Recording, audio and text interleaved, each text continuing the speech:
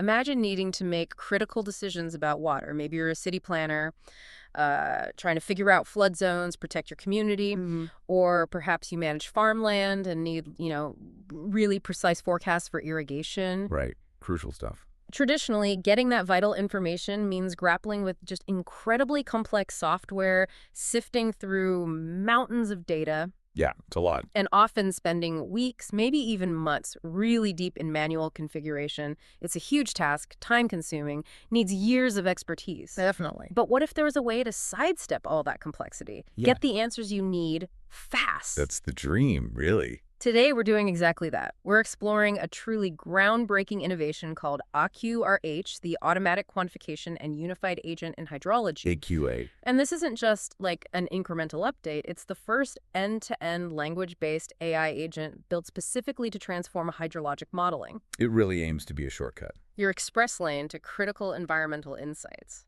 That's right. AQUAH's core function takes a simple natural language prompt, something as straightforward as simulate floods for the Little Bighorn Basin from 2020 to 2022. Just like typing a question. Exactly. And then it autonomously handles, well, everything.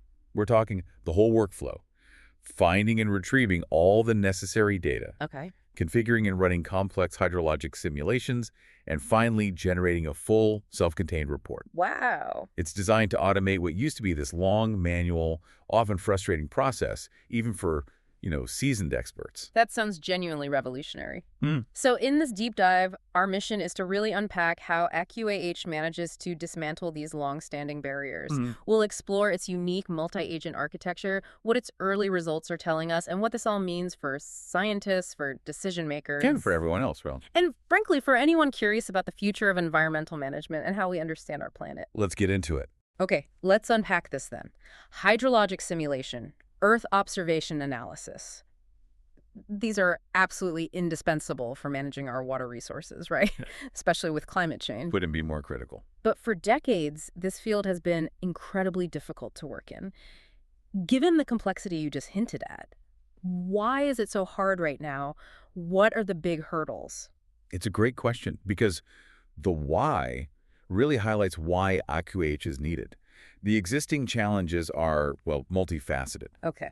First, current tools and workflows, they're highly fragmented. They weren't really designed for accessibility or automation. Lots of manual effort. So stitching things together yourself. Pretty much. Imagine needing data from a dozen different places, manually cleaning it, formatting it.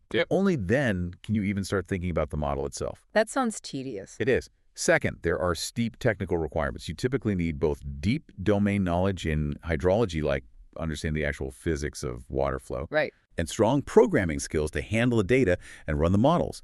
That immediately excludes a huge number of potential users. So you need to be a scientist and a coder. Often, yes. Third, model setup times are just lengthy. Weeks could be spent just downloading terrain data, figuring out parameters, then trying to make sense of the output. Weeks just for setup. Oh, yeah. And finally, there's a significant interpretation barrier. Even after a model runs, understanding those results, knowing what they actually mean in the real world, that takes years of experience. So it's not just the tech hurdle, but the time and the expert judgment needed at every single step. Exactly. And the impact of all that. It limits who can do this work, slows down critical responses, like during a flood or a drought. Precisely. When time is absolutely critical, what it means for someone needing quick, reliable info, but who isn't a trained hydrologist. They're often left waiting or making decisions without the best data. Okay. AQUAH's clear motivation is to bridge precisely that gap. Enhance communication, make these advanced tools broadly accessible, equitable. Democratizing access, essentially. That's the core idea, making these critical environmental insights available to more people. Okay, here's where it gets really interesting for me. How does AQUAH actually work its magic? Delivering simulations and reports from just a text prompt. What's the tech? So at its heart, AQUAH uses cutting-edge AI, specifically vision-enhanced large language models, or VLMs. Vision enhanced, so they can see. Exactly, that's crucial. They can interpret maps, satellite images, other geospatial data on the fly, basically seeing and understanding visual information. Okay, that's different. It is. This capability replaces many expert decisions that used to need a human hydrologist to visually analyze complex data, like figuring out a river's path or a basin's boundary from a map. Right. The workflow itself is fully autonomous. You give it the prompt. Like the Little Bighorn example. Right. AQAH automatically retrieves all the required data terrain data, like digital elevation models or DEMS. Those 3D maps. Yeah. Precipitation data, evapotranspiration estimates, observed river discharge records, maybe from the USGS. It then configures a specific hydrologic model, in this case, the CREST model, which is a well-regarded model, Okay. runs the simulation, and finally generates a comprehensive self-contained PDF report, pulling everything together. So the VLMs aren't just reading text, they're actually interpreting geographic information, like a human expert would glance at a map. Precisely. And they use that visual intelligence to make key decisions that used to be manual expert tasks. Yeah. Like selecting the best outlet point for a river basin, or setting sensible starting parameters for the model. That's huge. Parameter setting is notoriously tricky, right? Oh, absolutely. Very time-consuming. What's powerful about AQUAH is how it seamlessly integrates everything data retrieval, Earth observation data, the hydrologic model, the visualization into one smooth process. And it's plug and play. That's the design. Data agnostic, model agnostic. It lowers the entry barrier significantly for non-experts, but it still offers the depth experts need. It lets scientists focus on the science, not the tedious setup. Now, what's fascinating, you mentioned it's not just one big AI, it's a team of specialized agents talking to each other. Correct. A multi-agent architecture. Why that approach? Why not just one giant model? That's a critical design choice. The multi-agent system gives us several big advantages. First, transparency. Important for science. Crucial. Wow. You can trace how decisions are made by each agent. It's not just a black box. This also makes debugging much easier if something unexpected happens. Okay. And, perhaps most excitingly, it allows for seamless extensibility. You could potentially add agents for other Earth system tasks beyond just hydrology. Each agent has a specific job. Modular and adaptable. Exactly. Makes the whole system more robust and future-proof. That makes a lot of sense. So it's about speed, yes, but also standardization, reliability, and the science and the reporting. That's vital for decision makers. Absolutely. Consistency is key. Let's maybe look at some examples of these agents in action. How do they tackle these complex tasks that used to need so much human expertise? Okay, great idea. Think of it like a specialized team. First up, you have the Perceptor Agent, or AP. This is AQUAH's vision module. The eyes. Basically, yeah. Yeah. It looks at things like DEMS, flow accumulation maps, interprets them to understand the basin's shape, its drainage patterns. It gathers the visual context. Okay. Then, the Outlet Selector Agent, AOS, it takes that visual info straight from the perceptor, and it's guided by hydrologic rules like a checklist an expert would use. Rules like? Like maybe ignore gauges on reservoirs because the flow is managed, or pick the lowest point for natural flow, or prioritize gauges with the best, longest data records. Makes sense. Avoid bad data, find the natural exit. Precisely. And it tells you why it picked a certain gauge. Selected gauge, ID, explanation, brief reason. That's the decision an expert hydrologist used to make by studying maps and data tables. So the perceptor sees, the outlet selector chooses based on rules. Very logical. Exactly. Next is the Paraminitializer Agent, API. This one tackles that really tricky job of setting initial model parameters. The starting values for the simulation. Right, which can hugely impact the results. It reads basin maps to understand things like drainage area, typical slope. At the same time, it uses retrieval augmented generation, RAG. Or RAG, right. Smart document searching. Yeah. It reads PDF manuals, web pages to understand what the CREST model parameters actually mean, what their valid ranges are. Okay, so it learns the model and the basin. It fuses that knowledge, then proposes a physically plausible, basin-specific starting set of parameters explaining its choices. This massively shortens the path from a cold start to actually calibrating the model effectively. Calibration. That's the fine-tuning part. Yes, tweaking parameters until the model matches real-world observations, getting near calibrated with the first guess. That can save weeks of work. Weeks become days, maybe hours. Frees up the hydrologist for higher-level analysis. Incredible. And the last agent? The Report Writer Agent, ARW. Once the simulation is done, this agent automatically compiles a structured, publication quality report. Pulls it all together. Exactly. Weaves together the outputs, maps, graphs, stats, plus explanatory text. It delivers analyst-ready documentation without manual effort, saves huge amounts of time, ensures consistency. Wow. It really is like having a mini team hydrologist, data tech, report writer, all activated by one request. That's a good way to think about it. Yeah. And initial tests show it works. Tell me about those. What did the early results show? Well, initial experiments across various U.S. basins demonstrated that AQUAH can complete these cold start simulations and produce the documentation without manual intervention. Okay, proof of concept. And importantly, professional hydrologists who reviewed the outputs judged them as clear, transparent, and physically plausible. That's not just a tech check, it's scientific validation. That's a really strong endorsement. How did it perform when tested against different AI models? You mentioned using several LLMs. Right, we benchmarked it using vision-capable LLMs like GPT-4o, Claude Sonnet 4, Gemini 2.5 Flash, and Claude 4 Opus. Big names. Yeah.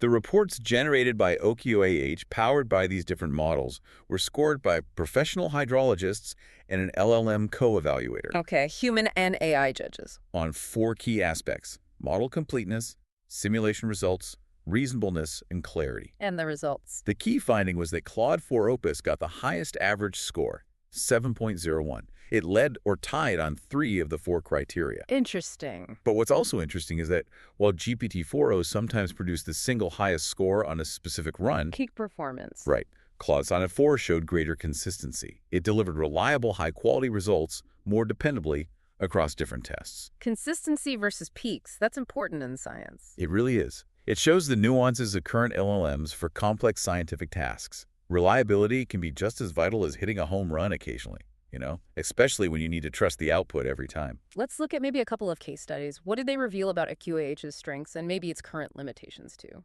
Sure. One study focused on that gauge outlet selection. In simple basins, single clear river outlet. All the LLMs nailed it consistently. The rules work well there. Good. But in more complex basins, maybe with several tributaries joining near the outlet, differences started showing up. Some LLMs struggled with that ambiguity. Oh, okay. Nuance matters. It does. And a critical point we found, distinguishing human-made structures, like a dam or a reservoir, from natural flow. That remains challenging for current LLMs. They see the shape, but not the function. Exactly. They interpret visual patterns, but don't inherently grasp the hydrological impact of human infrastructure yet. That's an area for refinement. Makes sense. What about parameter initialization? Another case study looked at that. Even the first guess parameters from AQUAH agents, they were consistently within physically reasonable ranges. So better than just a random guess. Way better than manual guessing or ad hoc estimates, which used to be common starting points. Yeah. And in some cases, these initial runs actually achieved near calibrated performance. Meaning the first guess was already pretty good. Yeah, dramatically shortening that path to a useful calibrated model. Less trial and error for the human expert, they can jump straight into fine-tuning. Sounds incredibly promising. But like you said, there are limitations. What are the main ones right now, and what's next for AQUAH? Good question. That human infrastructure, piece dams, reservoirs, is a key one. Understanding their function and impact needs deeper contextual reasoning. Right. Also, while it's great at initial parameters for extremely sensitive or highly localized applications, that final iterative calibration by an experienced hydrologist, their nuanced judgment, is still essential for peak accuracy. Okay, so it doesn't replace the expert entirely. Not yet, no. It augments them significantly. Yeah. Looking ahead, the roadmap is exciting. We're working on integrating AQUAH with more hydrologic models, beyond just CREST. Oh, auctions. Enhancing its ability to handle more ambiguous natural language prompts, too. Users aren't always precise. True. And refining that understanding of human infrastructure is key. Plus, enabling things like real-time data assimilation and more advanced autonomous calibration loops. So it sounds like the goal is less about replacing human expertise and more about augmenting it, freeing up hydrologists for the really complex stuff. Exactly. Taking the repetitive, time-consuming tasks off their plate, letting them focus on interpretation, problem-solving, and for everyone else who needs these insights, it provides unprecedented access. So let's pull back. What's the big picture here? What does AQUAH mean for the future of understanding our planet? And for you, the listener, how might this impact things? If we connect this to the bigger picture, AQUAH streamlines extremely complex environmental modeling. It significantly lowers the barrier between raw Earth data, sophisticated physics tools, and the decision-makers who desperately need this information. Bridging the gap. It's a clear, powerful step toward fully autonomous hydrologic modeling agents. meaning we can get critical answers faster, more accurately. Vital for disaster response, sustainable resource management, everything. So there you have it. AQUAH really feels like it's rewriting the playbook, making this complex science accessible, actionable, cutting through the noise, tackling that information overload by giving you precise, reliable insights fast. And the broader potential is immense. This modular agent-based design. It goes way beyond hydrology. How so? It shows how combining LLMs and computer vision can create specialized intelligent agents for other simulation sciences. Earth system science, engineering, biomedical fields, climate modeling. Wow. Imagine similar agents helping design city drainage systems by simulating stormwater runoff under different scenarios. Or climate scientists modeling ice melt impacts autonomously. It points to a future where these advanced tools are just there, accessible. Our deep dive today has really shown how AI can translate our questions about the planet into critical understanding, helping us manage vital resources better. It's an exciting direction. Now, for something to mull over until our next exploration. How might this continuous evolution of vision-enabled LLMs, combined with the ever-growing flood of Earth observation data, reshape our understanding and management of not just water, but entire planetary systems? What new insights, what new capabilities might emerge? And importantly, what new ethical considerations might arise from such powerful autonomous agents making sense of our world? Something to think about.